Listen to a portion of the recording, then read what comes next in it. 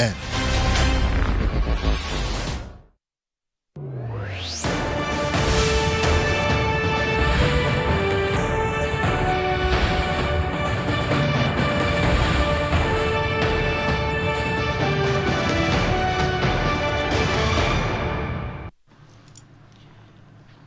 Good evening and welcome to Budget 2024 discussion with yours truly, your host for tonight, 𝐁𝐔𝐃𝐆𝐄𝐓 Bhagwandin. With me I have Minister Edghill, Public Works, joining us in this discussion, and Attorney at Law and Member of Parliament, Mr. Sanjeev Datadin. So, Honourable Minister, thank you for joining us. MP, thank you for joining us. Pleasure being here. My pleasure. The budget presented the largest ever in history after just since 1992 to now, since the PPP took over, despite the short period being out of office in 2015-2020, we've crossed the $1 trillion mark for the first time. However, if one were to look at the budget, the size of the budget over the past couple of years, relative to GDP, it's consistent as a percentage of GDP, which is 30%. So there is some consistency there, which ties into sustainability and so on. So, MP Datadin, let me start with you on some general discussion on the budget. Thank you, Mr. Bhagwandin. The simple thing is, as you identified, this is the largest budget. It is 46% larger than the last year's budget, which in real terms is amazing. If you look around the world, what is going on, and even if you look historically, for a country's budget to have grown so much is indeed an amazing feat. What is even more remarkable is this is done without any new taxes. So there is no more burden being placed on the population while growth is taking place. But if you look at why this would be required, you look at the development that is taking place around us. The roads, the Demerara Harbour Bridge, the road, the Ogle, the road at Eccles, Diamond, Schoonard. You hear people saying, and you hear people in the opposition saying, that this is not a budget for the people. That's difficult to accept, and it's difficult to even say and be taken seriously. The roads are used by everybody. There's no one checking who is driving on the roads. The roads mean you will spend less time getting to work. If you lived on these banks, you will notice that it is markedly quicker. So instead of you spending time commuting, you could either spend doing work or with your family. That is time. It's difficult for people to appreciate the value of time when you don't have to spend so long commuting. You take it for granted. But for those of us who lived on these banks, it is a marked difference. Now, how do you get there with the infrastructure that is required for the development to improve in Guyana without spending money on infrastructure?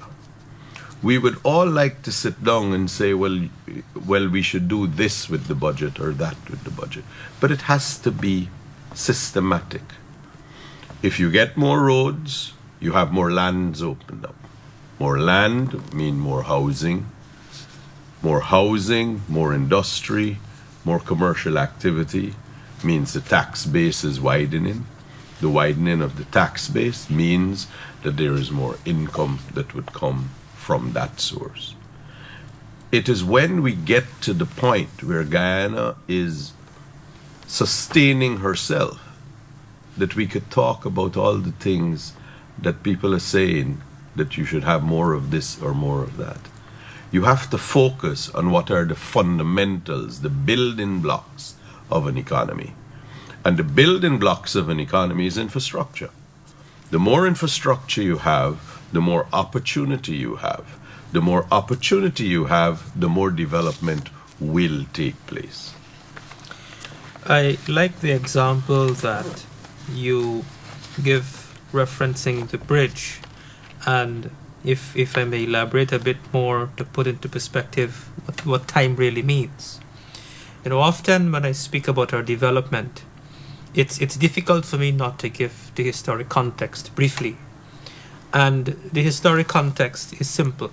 It started with the incumbent government vis-a-vis the 1996 National Development Strategy, which started in 1994, took 2 years to develop, and was finalized in 1996. And its incremental implementation commenced almost immediately thereafter through the budgets of 1997 on to today.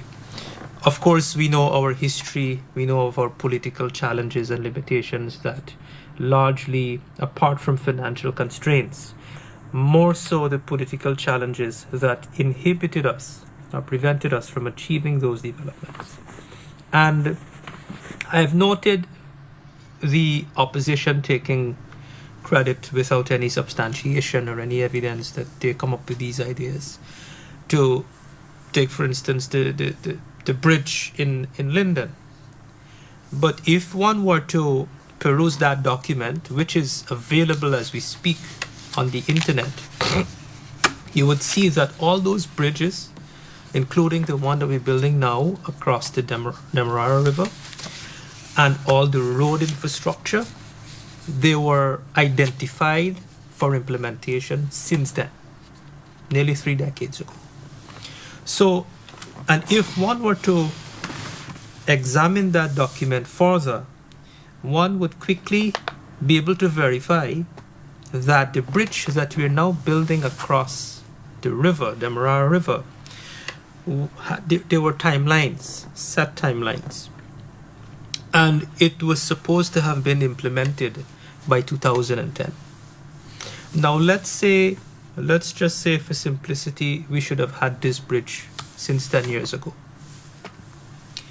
I originate from the west bank of Demerara, so I know what it was like commuting from West Bank to Georgetown for the last 15 years compared to today. And the last 15 years, you could leave home at 7 in the morning and get to work on time for 8 o'clock. Now, you have to leave home maybe 5:30 in the morning to get to work on time. Then in the afternoon, the same thing. Now, if we do that, if we take 2 hours in the morning on average and 2 hours in the afternoon on average, that's 4 hours a day.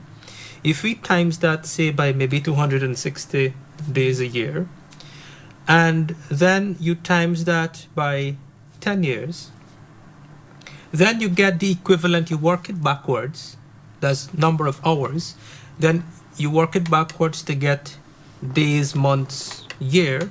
It is equivalent to exactly 1 year. Now you multiply that by 100,000 people. That's the population of Region 3. What that means is, because we have not been able to build this bridge on time, it has cost us the equivalent of losing 1 year of our life, losing 1 year of earnings, 1 year of income, 1 year of revenue, 1 year of the opportunity to build wealth, 1 year setback in our life, and times that by 100,000 people, taxpayers, contributing to the productive output and development of this country. Now that is just one example with the bridge. So to put that into perspective, how important that is. Turning now to Minister Edghill, whose portfolio is infrastructure. Before I give you the floor to speak on your portfolio and elaborate on your infrastructure plans, I want to say that because of that historic document, 3 years ago, I did some estimates in terms of our infrastructure needs for the next 15 years, 3 years ago. Now, as an analyst, You know what is the price? Budget is a public document. You know how much roads we're building. So you could calculate the cost per kilometer based on how much road you build. So you could make estimates and factor in inflation and so on. And based on our development needs in infrastructure alone, I had come up with a figure of $15 billion over the next 15 years, 3 years ago. That's $1 billion a year for the next 15 years, $1 billion US. That's $200 billion G dollars. Incidentally, in the 2024 budget, the budgetary allocation for the infrastructure sector is exactly $1 billion US, $204 billion, which is the largest allocation, representing about 18% of the budget. So with that context in mind, let me now open the floor to you, Minister. Elaborate on the infrastructure plan in your portfolio, in your ministry. Well, thank you, Joel, and thank you, Sanjeev, for, as always, for joining in these discussions. The first thing I would want to highlight, and that is just purely because we are in the public space and we must get the correct information out. The budget of the Ministry of Public Works is $236.17 billion. $236.17 billion. $204 billion is for roads and bridges. The Ministry of Public Works is much more than roads and bridges. We operate in 3 programs: policy administration, transport, and public works. On the transport, we have to deal with vessels, ferry vessels. We have to deal with stellings, the maintenance of stellings. We have to deal with other things that lend for the operation of these services, aids to navigation, ensuring that in our rivers there are proper buoys and navigational signals for safe commute by marine vessels. We also have to look at sea and river defenses. One of the success stories of this government and Team PPPC 2020 to now is the enormous work that has been done in our sea and river defenses. We have been able to practically do a fantastic job at maintenance of what has been while we build out new areas. This year's budget allows us to do significant capital works and continue to do maintenance. We also have to do with strengthening safety and bringing the modernization in terms of the aviation sector. Guyana is not just about oil and gas that some people in the media or in the political opposition would like to have a discussion about every day. Tourism is an important part of Guyana's future.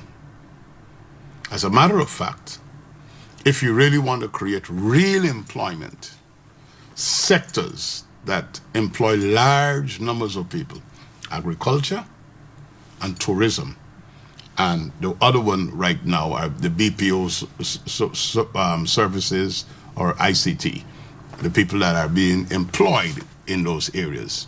So while oil and gas is bringing in revenue, we have to grow sectors that provide for job creation and to ensure sustainability. To support aviation, positioning Guyana as a hub that links the Caribbean with South America, aviation is very important. The Ogle Airport is the busiest airport in the Caribbean. Maybe some Guyanese don't know that. We see that little local airport. It's the busiest airport in the Caribbean, averaging sometimes 200, 220 landings and takeoff per day. So we have to ensure we have the framework for safety in our skies, improve technology for our air traffic controllers, providing the services that are needed to ensure the expansion and the enlargement of aviation. And when I had my end-of-year press conference, since 2020, August to now, we have licensed 17 additional aircraft owned by local operators out of Ogle. That is how the sector has been growing. So the budget provides for that as well. We have to deal with issues like dealing with household inspections to ensure that the government electrical inspectorate is adequately staffed and could provide a kind of service to reduce fires, safety with the growing trends of people now putting in air conditioning and all the rest of it. We have to make our contribution in terms of licensing, giving the permits, the certificates. So when you talk about the Ministry of Public Works, right away people think about, firstly, community roads. I need my road to be built. Watch this. When we came to office in 2019, which was the last budget that was read before the government change, the whole budget of the Ministry of Public Works was just going on, I think, 30 billion or something like that. In 2022, the budget for one program, just one program, not the whole ministry, just one program, miscellaneous roads, was 38 billion. Last year that grew to 56 billion. This year it is at 72.3 billion. So you could see we ramped up what we were doing in terms of community infrastructure, building out community roads. We did more in 2022. We did lots more in 2023. Indeed. And with the fiscal space that has been created and provided for by the presentation of this fiscal plan by Dr. Ashley Singh to the National Assembly on Monday, it shows that we can be able to do much, much more. But before I get distracted and spend time talking about things that people already know, the New Demerara Harbor Bridge, the Wismar Bridge, the Quarantine River Bridge, the Borbis Bridge, where people get excitement about, there is a particular subtlety that is being suggested by naysayers, doomsayers, and critics. That you can't eat the roads, you can eat concrete. This year I saw an image where they had chicken on one plate and concrete in the next plate. As if to say this budget did not address cost of living. And there is a daily paper that carries this narrative. How is the cost of living affecting people? So before I talk about all the big projects and the plenty money here and the big bridges here and so on, let's take a moment, Joel, and discuss how this budget will help people as it relates to cost of living. We start with the cost of fuel. That's the first thing the minister addresses, the cost of living measure. We are keeping the zero rate on excise tax for fuel. You know what that means? Every time you go to the gas pump and you buy $1,000 of gasoline for your bike or your car, just looking at a basic number, the government has actually contributed to make sure you could get that gasoline at $1,000, about $25 to $30.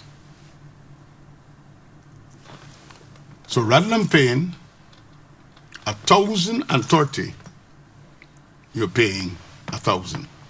People got to get that in their head.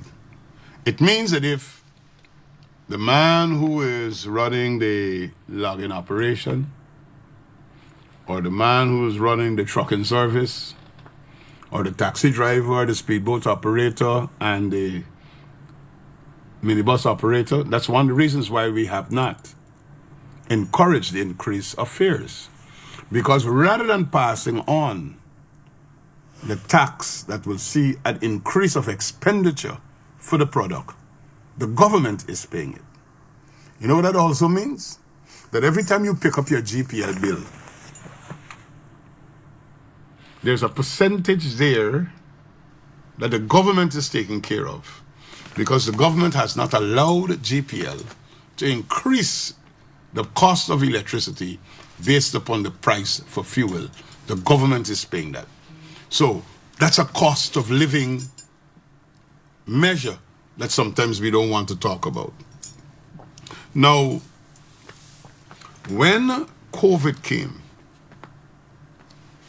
the cost of shipping goods and supplies to Guyana using containers, the price went up. When you calculate duties in order to pay revenue, it's cost, insurance, and freight. That is why it is called CIF, Georgetown. So the Gather Revenue Authority would calculate their taxation on whatever is the product, CIF Georgetown. So if the cost of freight goes up, you will end up paying more duties. You know what the government has done as a cost of living measure to keep prices down and ensure every household benefit? They're not charging CIF the freight at the current cost. So if the cost of shipping a container in 2019 was $4,000 US, and it's right now 18 and 19,000 US dollars, they're not adding the 18 and 19,000 to the container, that's US, to calculate the revenue to be paid. They're using the same figure that it was before the pandemic, pre-pandemic. It means that every time we purchase imported goods, you are being benefited by the government foregoing revenue and contributing that cost to the supplier to ensure the consumer don't have to pay that cost. So whether you're a school teacher, you're a nurse, a doctor, a public servant, a taxi driver, boat operator, that is why we're not encouraging increase of prices, because the government is doing this for you. Now,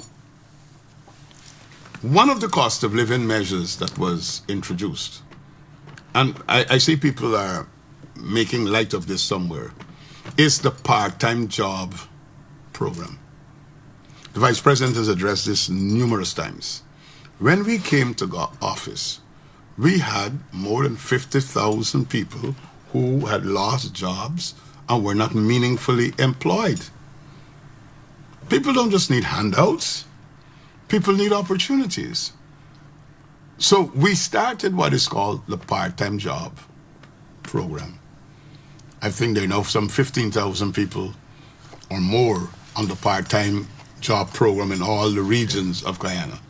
This year's budget puts an allocation there to continue that and to expand that. You know what that means? A woman who is at home, a stay-at-home mom, that's making the little achar and the pepper and selling the greens and so on to help the family 10 days a week. She could also do something else to subsidize the income. It's adding to family income. That's what that means. We are also looking at what are the needs that exist as you go along. 22, 23, we put aside special sums in the budget to be able to consult with stakeholders to see where the real impact is being felt so we could lend the support that could benefit the overall. This year's budget, there's a sum there that is to be expended in consultation with stakeholders, $7 billion. For small businesses, yes, the government is giving out small business grant. And Joel, you know, one of the drivers of job creation is small businesses. A lot of people look at the big businesses that are employing 1,000 or 500. But every small business that comes on employs up to about 5 persons. You get 2,000, 3,000 small businesses going. Those are real jobs, and a lot of these are family-oriented, sustainable, and it continues. We have, in this budget, put forth measures to work with the banking industry that we could reduce the interest for small businesses that are borrowing up to $5 million, which means you could borrow more for less. And when you're borrowing more for less, you could invest more and get a greater rate of return, and you can see accelerated development of your businesses. So every small business, apart from the SLED grant, apart from the grant you get from the Small Business Bureau, you could now go as a man with your kagaj, as the boys in the road have said, to the bank and get $5 million, but you're not borrowing at the same rate as the big boys. You're borrowing at a rate that is reduced, that you could manage, you could be able to keep things going.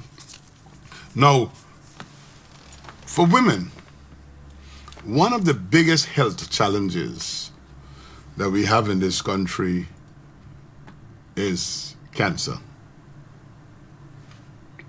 And one of the fastest knockdown action which is causing lots of death is cervical cancer. Tell me which part of the world this exists. Every woman from 21 years to 60, I think it is, you can get a voucher. You can go to any private institution and be tested. No woman in this country should sit and suffer in silence because I can't afford, I don't have the money. The government is providing you the opportunity to be tested. That's cost of living. So you're looking after your health while you're making a living. You don't just make a living at the expense of your own health. Let's talk about what we're doing. You need your pair of eyes for the rest of your life.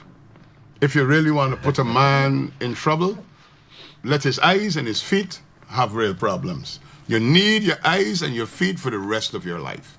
You know what your government is doing and what the government, the PPPC, is doing for the people of Guyana as we continue to build and modernize Guyana and build all the big bridges that you want me to talk about, and the big highway and the 4-lanes highway here and the roundabouts there and the flyover there, everybody want to see. Every school child and every pensioner will get a grant, a voucher, to get their eyes tested. And if it is found that after your eyes are tested that you need spectacles, the government is giving you a grant, a voucher of $15,000. You could go to any portion. You don't go to the Georgetown Hospital. You could go to any outlet or any institution that is providing that service and get your eyes tested and get your spectacles. You know what that means? Improving the lives of people. Now, added to that, our pensioners are getting more. We promise that we will double the pension when we came into office. It was 20,300. Today, with budget 2024, we are at 38,000. So it's not if we will keep that promise. We still have another budget. It will pass 40,000. We have increased the minimum pension for people who depend on the NIS. We have increased the minimum of the dependence pension. And one of the things that the people of Ghana need to hear, this big issue that I did not get my NIS because they didn't find all my contributions and all the rest of it. Once you have between 700 and 749 contributions, you're getting a one-off grant. Budget 2024 provides to that. For the first time. For the first time. For the first time. The school children are getting more money. We didn't leave you to go and buy the textbooks. The government has provided the money. So you have a government that is providing money for the school feeding program. The government is providing money for the school uniform. Government is giving the Because We Care cash grant. Government is providing the textbooks and the exercise books for the children in the school. It's not a cost of living measure. If the government was not doing it, you had to buy it. We are paying for education for everybody, everywhere who wants to study and elevate themselves. Budget 2024 addresses the pathway to free university education by starting to address students' loans. Now, people sometimes will say, what is that? Every person that has a disability is now entitled to be on public assistance. And public assistance has now also been increased. More money in the hands of people, more disposable income. Now, I could go on and on and on and on. You're getting all the same services, no increase of fees. Increases exist everywhere. When you go to buy a driver's license, same price. No increase. Anything you're doing, same price. Nothing has increased. We have to pay the public servants. We have to provide the support mechanism to run that service, but we're not passing on all of the increase in costs to the consumer. We are taking care of that. All of that is cost of living. So cost of living is not just the vulgar yellow journalism of a slice of pumpkin is $1,000. Yes, the price of pumpkin goes up to $1,000, but pumpkin also comes down to $200 and $100. But the same newspaper that does that don't show you when it is down at $100. But you know how pumpkin comes down to $100? Because the investment in agriculture helps with greater yields. And once you have more supply on the market, prices go down. Support for fertilizers, opening up new markets. More people are planting. And we're not just only dealing with the pumpkin here. We're talking here about the high-end products, cauliflower, broccoli. Significant investments have been made for that new market with the swamp shrimp. And I think the Minister of Agriculture probably needs to talk a lot more about this. But I got involved in understanding what's going on with the swamp shrimp as the minister that is responsible for sea and river defenses. Because before time, those men in Berbice were actually breaking the seawall to get salt water to come in, the saline water, to do the swamp shrimp. You know what we have actually done? Cooperated with the Ministry of Agriculture so we could allow for the saline water to come to their ponds. Swamp shrimp has grown. Man, listen, when I hear the prices per bucket and what is happening with the export market, but those people who are doing swamp shrimp are the people who were fired by the APNU, AFC, when they were in government and they had no work. They had to find alternatives. So we didn't just come and say, you're doing something. We have expanded it. Aquaculture is developing. So, Joel, I don't want to keep talking for the rest of the night because what I'm trying to put in perspective is that you have to go through the budget with an understanding of how it benefits people.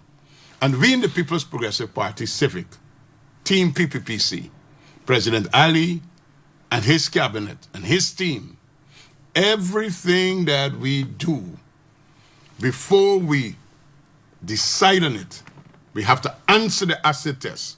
How does this help and improve the lives and livelihood of people? And it is that strict test that we have had to put to work the measures that have been announced, that is amounting to more than $100 billion that is being passed on to ordinary Guyanese, improving disposable income and improving the lives of people and dealing with the impact of rising fuel prices, rising food prices, rising costs with shipping from around the world, facing the challenges of what is going on in Ukraine, low water in the Panama Canal, all the challenges that are existing in the world that could impact heavily on what is going on in Guyana. Your government, with a responsible, sensible, rational, and reasonable manner, have addressed those issues to ensure that you are not left out in the cold. But while we build out Guyana, we modernize Guyana, and Bishop Edghill get his $236.17 billion to do all these things, people is what that matters. So I'll stop here for now. Thank you for that eloquent presentation, and I'm glad that you diverted a bit from the infrastructure projects, the mega projects, to focus on those measures that would impact directly and indirectly the household level. If I'm to add another perspective to that, you've highlighted some of the main measures. But that list is not exhaustive. No, it's not. There are many other measures. Take, for instance, the fuel that you talk about, the excise tax. On an aggregate level, that's about $20 to $30 billion annually. And then in 2020, you would recall that the opposition always asked this question: what is this 200 taxes you're talking about? But they fail to realize that the 200 taxes is taxes and fees, even on the donkey cart, as somebody reminded me Yes. in one of the chats.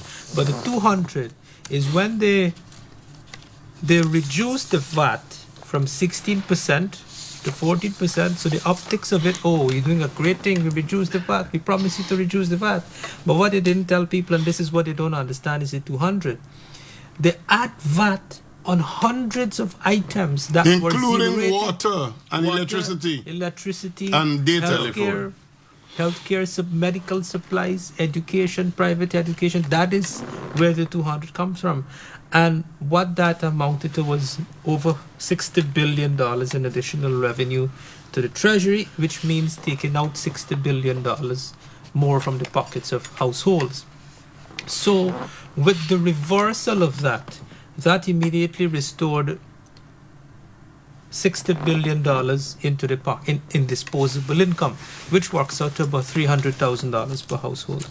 Now, all those measures altogether, it effectively amounts to a subsidy, subsidizing the costs in all these areas at the household level to about $1.8 million per household per annum. That is what the number works out to, which is over $270 billion cost to the Treasury, which includes foregone revenue. So with that said, to complement your very eloquent presentation on those measures, let me invite Attorney once again, MP Datadin, on some other perspectives or any other aspect of the budget that you would like to highlight. We have another 16 minutes remaining. What is important that we realize as a Guyanese people is, you hear rhetoric, and it's important when Minister Edghill explains how, in a little more, with eloquence that is better than mine, about how it is that improvements can actually take place. But it is also important about the perspective of what it is. You see, much is said about Guyana's reserves and Guyana's petroleum reserves especially, and the wealth that it promises, but it promises the wealth. You don't go outside and it rain oil or money. Neither of these two things happen. But we have to build. So we are potentially a wealthy nation, but we have to get from where we are to where we want to be. So it's like running your house or your office or your business. You have a budget. There is a finite amount of resources you have to spend. And you have to accept that it means making choices. But in the environment of the world as it is, since COVID especially, in the environment of Guyana specifically, for the government to have not raised taxes is remarkable. Look around the world. In fact, interestingly enough, everywhere in our region has done so since COVID, in some aspect or not. Whether they have raised what they call general consumption tax, which is like VAT, whether they've raised income tax, property, or corporate, everywhere has had to tip the scales to bring in more revenue, because we had 2 years when there was essentially none.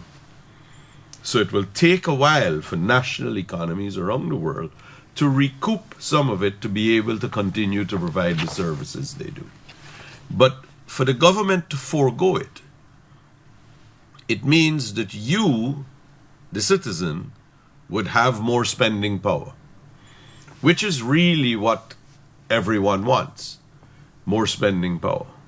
Now, the government can't realistically, and should not, I believe, control the private sector. They should not fix prices, but they should control what they can. So there's certain commodities that the government can take the brunt of it. No one likes or favors subsidies. There are negative connotations historically about subsidizing things. But subsidization is how you help the people. Now, you don't help only the people in one part of the country with that. You don't help one race. You don't help one gender. You help everyone. Now, the difficult trick is, how do you implement programs? How do you make decisions so that it's not one group, one sector? There are times when you have to do a group or a sector. But how do you make decisions that are across the board? And President Ali and his cabinet have probably cracked the code, because what they've figured out and what they're doing budget after budget is figuring out that, look, the government can control certain things, but these are so-called gateway things. Minister Edghill spoke about shipping on containers. Everything is shipped into Guyana. Every single thing comes in containers. Speaks about reducing some taxes on things like water. Everybody needs water. On electricity. Everybody needs electricity. These are across the board things, so you have to pay less. So that whatever it is that you wish to do with your funds, you can do more of in another area. Fuel, critical, because with spiraling costs around the globe, I hasten to add, we kind of like that a little bit, since we now in the business of selling petroleum. But at the same time, you have to look what it does to the man in the street. The government has figured this is how we can hold this constant. So when you make wild statements that it doesn't cater for poor people and it's directed to one sector of society, then you're a fool. You honestly do not know what you're speaking about. For you to criticize, for example, the education whereby money is allocated to University of Guyana, to the Gold Scholarship Program, to Coursera, to other methods of which people can receive an education. Choice. That's part of what people want, the freedom to choose however you want to learn. Some people can go to a university, mainly in the younger age brackets. The older age brackets, where people have jobs, families, children, other responsibilities, perhaps online learning is your path, and something that you can do well with, because you can fix your hours. Now, So you got to allocate. You can't say, well, oh, you should give more money to this one than that, or UG should have more. Of course, we wish you could, but money is finite. But you also have to provide for the man who can't go to UG because he has a job, because he has a family, because he can only study between 1 and 4 in the morning. Many of us have been through those days where those are your hours. Now, those are the things that are important. You don't want to educate nurses because you say they will go away. They're Guyanese citizens, they're Guyanese people. These are our countrymen, and are they not entitled to education and to choose where they want to work? Everyone's been doing it all the time. Why shouldn't they? These are the things which are very, very difficult to accept from people who claim, especially in the opposition, that they care about Guyanese. They try to fool people into saying, well, you didn't get more of an increase and you didn't get more. Where is the money going to come from? Where is the money going to come for this unique balance? Infrastructure on the one hand, subsidies, effective subsidies, providing options so that every person can choose what suits them, while at the same time still giving incremental increases. How could that budget, how could a policy and a budget like that not be for the betterment of Guyana? Speaking of the alternative and what would they propose and how they would balance the budget. If you're to take one example, and you're correct in the sense, where will the money come from? Well, let me put a little bit more numbers to that for the viewers' benefit. One of the proposals, consistent proposal, and I'm sure it's going to come up in the debate next week, is that from the opposition is that there is enough money in the Natural Resources Fund to give every household $300,000. Maths is never their strong point. No, we have about, and the viewers, you could take your calculator and calculate the numbers as I'm telling you and see if I'm correct. We have about now, maybe about 300,000 households. The 2012 census, we had 220,000 households. So today, with all the housing development, we're probably close to 300,000. Now, 300,000 per household per month, by 300,000 household, if you do the math, it's about $1 trillion. It's the size of the budget. Now, if we take the oil money, convert that to US dollars, it's about $5.1 billion US dollars. From the oil revenues, we're not earning that amount of money as yet, not until 2035. So effectively, one policy of theirs would bankrupt us practically overnight. The thing is, and we must remind the Guyanese people, when the opposition speaks, they're not saying something that they will keep, even if they get in office. They're just playing to the gallery. We have the evidence of that. I'm not being slanderous or facetious here. They told the people of Guyana they'll give them the sun, the moon, the stars, and even the cloth to clean the sun, the moon, and the stars in 2015. True. And when they got into power, they never gave them the sun, the moon, the stars, neither the cloth to change the stars. But they took the worm out of the ground that the chicken was eating from them. Yeah. Because their policies stifled, strangulated, and oppressed people. So this thing about give people $300,000 or give people this or give people that, it's just a song bite to win some immediate admiration and attraction. It has no substance, and put them to the acid test. Just go back and check. Have you done what you promised you will do? And could I trust you with all the noise that you're making on Facebook? And you would like to criticize, say you could do better, that if you were there, you would have done that. The answer is a simple no. These are not people who even observe democratic credentials. They don't have any. They don't have any. So, when we talk about these issues, like one of the projects I see they're going big after is the gas to energy project. Now, the gas to energy project is an investment that you're making now that turns Guyana into a super power, because our challenge of the yesteryear in the past is the cost of electricity.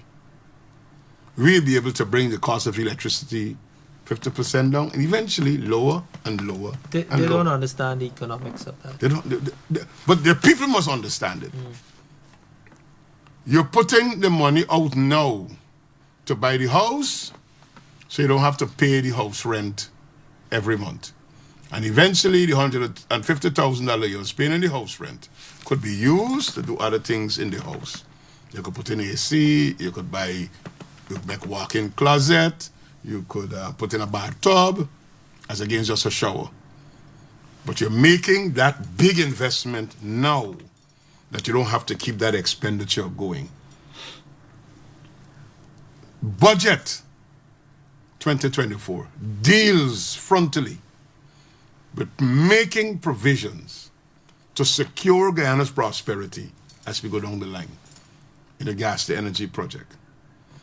With the Wales Development Authority being built out and the power generating there, and downstream petrochemical industries that could develop, we're putting Guyana on a sure, sound footing. When we make investments in our Amerindian communities, like we would have done, we're eliminating poverty in this country, because some of the poorest people in this country are our Amerindian brothers and sisters. When every Amerindian home or every riverine and hinterland home could have electricity because they have their own solar panel, we're fulfilling Millennium Development Goals. When you could have the health center in 245 villages with commercial solar panels, with refrigerators to store the medicines and the vaccines, that every child in the Amerindian village and the women could get all the vaccines just like the women and the children in Georgetown. We're eliminating poverty. When they could be able to own tractors that could plow their fields, tractors and plow and harrow, and use of transportation to connect villages. Connectivity is increased, their products are be able to get out, improving the village economy. Poverty is not just about the unemployed youth in the city or on the coast. The unemployed youth in the city and the coast their issues are being addressed by opportunities for training through BIT, the Board of Industrial Training, GOAL, the school at Port Morant where you could go and learn to be a welder, you could join the Hospitality Institute. But the man who's in the far-flung regions, who have his own challenges, our Amerindian community, 240 plus villages, budget 2024 makes a serious injection of improving the lives of our Amerindian brothers and sisters, hinterland and riverine areas, for the elimination of poverty, opening up opportunities for forestry, for mining, for ecotourism. So you have to be sensible and reasonable when you're going to make an argument. And I look forward to the debates next week. But the debates have begun. Because partly that's what we're doing tonight. Yeah. Partly that's what the APNO AFC is doing on Facebook and other outlet. But we are committed. Team PPPC is committed. We will not spread misinformation. We will not overpromise. We will not set people up and tell people we'll do this or we'll do that. Check our record. Our manifesto promises are being fulfilled, because at the time of the campaign, it was our manifesto. Once we got into government, we saw it as a social contract, and we are fulfilling our social contract. Minister Edghill, thank you. 30 seconds remaining. Any closing remarks? I would just like people, or the Guyanese people, to take into consideration the overall picture. Yes, the people in the opposition have got the right to speak. but you should assess what they're saying. You should listen to what they're saying, and you will quickly see it makes no sense. If you look at what staying the course is, it is to deliver us along a path. As I said, we are potentially a wealthy country, but we've got to manage our resources and put our ducks in a row to get there. Thank you very much. Viewers, there you have it, budget discussion with yours truly. Thank you very much for joining. Good night.